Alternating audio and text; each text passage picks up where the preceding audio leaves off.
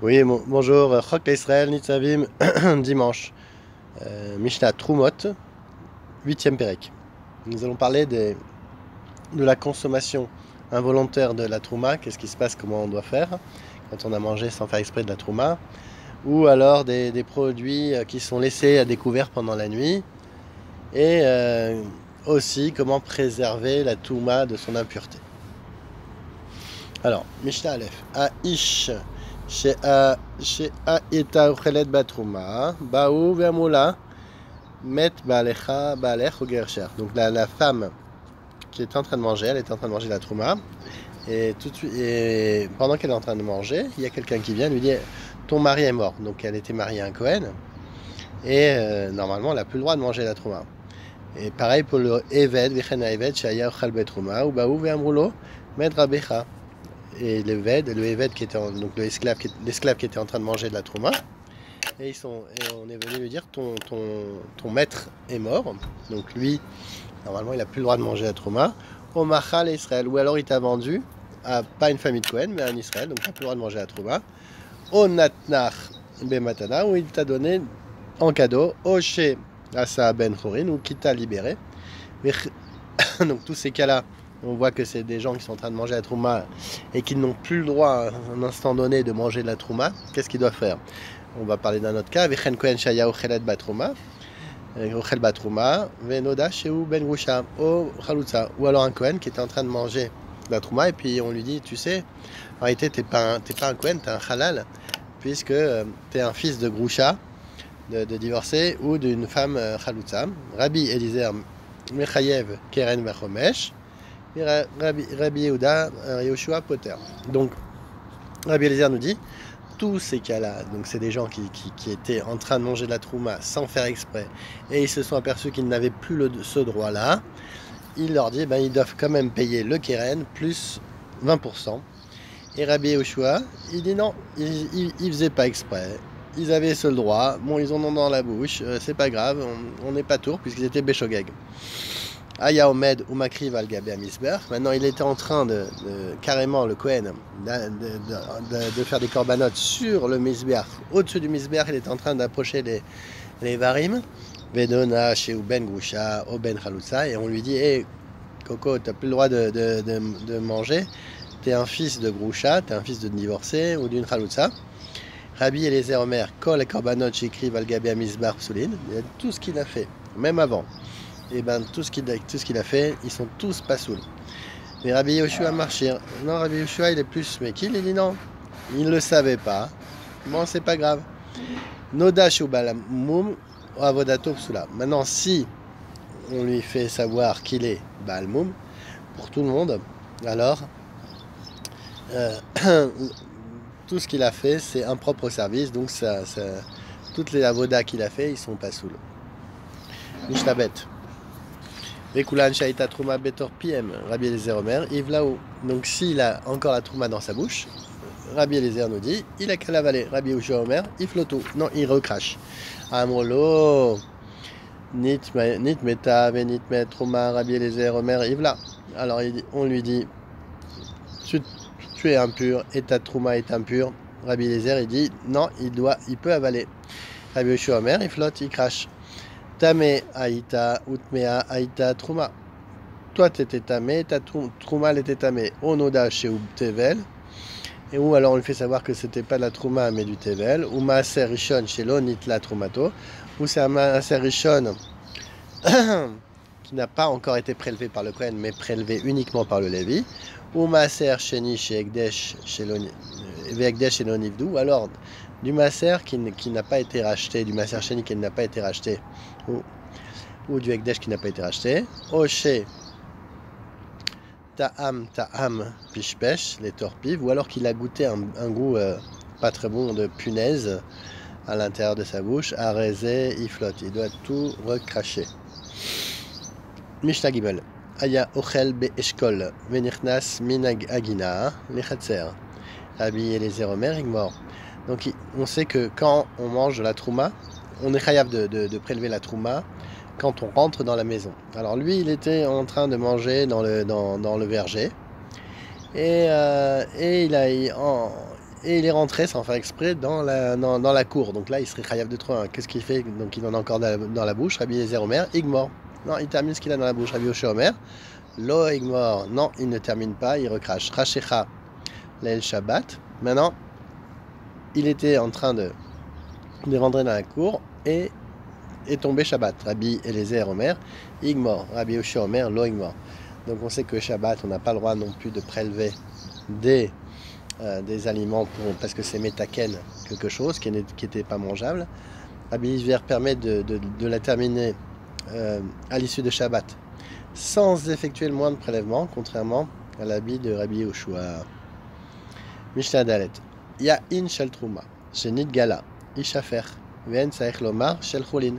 Donc s'il avait du vin et qu'il a laissé découvert pendant la nuit, donc si c'est du trouma, on nous dit qu'il doit le verser, et kol sheken, si c'était du chulin, si déjà on détruit de la trouma, que c'est interdit de détruire de la trouma, et on doit le renverser, alors kol sheken pour du chulin. Shlosha mashkin asurin mishum galoui, amaim ver ayain ver achalav. Donc il y a 3 liquides qui sont interdits de laisser découverts pendant la nuit: l'eau, le vin et le lait. Ou shear kol amashkin mutarin, et tous les autres comme l'huile ou la rosée ou tous les autres liquides sont permis de laisser. On ne craint pas qu'un serpent vienne et Kama ishu veyu asurin. Maintenant, c'est pas forcément que la nuit. Combien de temps faut-il que le kili soit découvert et qu'il soit interdit? Kede sheyetse charash memakom karov veishte. On va calculer le temps qu'un serpent a le temps de venir, de boire de cette eau, de mettre un peu de son venin et de repartir. Alors, donc c'est on va dire quelques minutes. Mishnahe, shiur amaim amegulin. Kede shetovad baen amara. Maintenant, on va essayer de déterminer quel est le shiur de ces eaux pour être annulé, pour dissoudre le venin du serpent. Rabbi Yossi Omer, Bakelim Kol Sheen. Alors, il nous dit non, un peu d'eau suffit à dissoudre le moindre venin. Et ou Bekarkaot, et maintenant si c'était de l'eau qui se situait dans le karka, il nous dit il faut 40 CA pour dissoudre le venin. En dessous de ça, ça ne dissout pas le venin. Maintenant, Mishnah Vav. Nikore, Tenim, Ve'anavim, Ve'kishwin, Ve'adluin, Ve'avatichim, Ve'amelefafwanim, Afilum Kikar, Echad Gadol, Ve'echad Katan, Echad Talush, Ve'echad Mechubar, Kol Sheyeshbo, Lecha Asur. Benishichat Anachash, Asura, Mipne, Sakanat, Nefashot. Donc quand on voit des ténim, des figues, des anavim, donc des raisins, des courgettes, des potirons, des pastèques et des méléféphones, des concombres, même s'ils sont en un kikar, qu'ils soient grands ou petits, on voit qu'il y a des trous dedans, et qu'ils soient rattachés au sol ou déjà découpés du sol. Kol sheeshbo lacha, dès qu'ils sont encore humides, donc il y a du lars et qu'ils sont encore humides, ils sont assourds. Neshuchat anachash asura, et quand on voit que ça a été mangé par un nachash, par un serpent, asura mipne sakanat nefashot. Pourquoi? Parce que c'est très dangereux et on sait qu'il se peut qu'il y ait encore du venin sur le fruit. Ameshameret shel yain asura mishum gilui Rabbi Nechemia matir. Donc la meshameret, la passoire qui recouvrait le yain, Rabbi Nechemia nous dit que c'est assour quand même, et de peur que le venin se soit introduit dedans, et Rabbi Nechemia ne craint pas ça et il les matir cette ravite, malgré qu'elle soit recouverte par une passoire. Chavit shel Trouma shenolad ba safek tutuma. Donc maintenant, moi j'ai une chavite et il y a un safek si c'est tamé ou pas. Alors, Rabbi Eliezer Omer, Imaïta Munachad Bemakom à Tourpa, si elle était là dans un endroit abandonné, Yanechena Bemakom à Metsuna, donc il doit la prendre et il doit la préserver de s'impurifier. Mais Imaïta Megula Ichasena, et maintenant si elle était donc découverte, il doit la recouvrir. Rabbi Yoshua Omer, Imaïta Munachad Bemakom Metsuna, si elle était dans un endroit clos, donc cette ravite est là dans un endroit, Inachra Bemakom Turfa, il va la laisser dans un endroit abandonné et il va la laisser pour ensuite la faire pour ensuite la jeter. Veimaïta Mechousa Egalena. Maintenant si elle était découverte, il va la recouvrir. Rabban Gamliel Omer, Lo Yechadesh Ba Davar. Il ne faut pas la rendre nous-mêmes tamée, donc il ne faut rien faire. On la laisse, on doit la laisser telle qu'elle, sans empêcher son impureté ni l'occasionner. On ne fait rien. Mishnatet. Chavit chez Nishbera Bagat à Elion. Donc il y avait une chavite comme ça, un tonneau, qui était sur un gat. Un gat, c'est on écrase les raisins. Hein. Voilà. Et là, elle s'est cassée. Et ça commence à couler dans le gat, dans la cuve à Elion, hein, la tartonate méa. Donc ce qui est en haut, c'est pur, et ce qui est en bas, c'est impur, puisque là, c'était impur. Modé Rabbi Eliezer, Rabbi Yoshua, Imir Cholim Latil Memeno Revit, Betara Yatil. S'il a le temps d'aller prendre un petit verre et de sauver de la trouma qui était pour ne pas rendre impure, alors il le fait. Yatil Imlav, Rabbi Eliezer Omer, Tered, Vetitame, Vealtit Maena Beyadav. Non, il doit descendre et il doit pas. Donc Rabbi Eliezer affirme qu'il faut laisser le vin du dessus couler dans celui d'en bas et rendre impur tout le mélange plutôt que de rendre impur la trouma de ses propres mains. Donc il faut rien faire, il faut laisser couler. Mais si on peut prendre un keli, on prend un keli, on sauve ce qu'on peut sauver. Vechen chavit shel shemen shenishpecha modé Rabbi Eliezer ve Rabbi Yoshua im yachol latzil memena ravit betara yatzil. Donc c'est pareil pour un kédéya de shemen, si c'est de l'huile.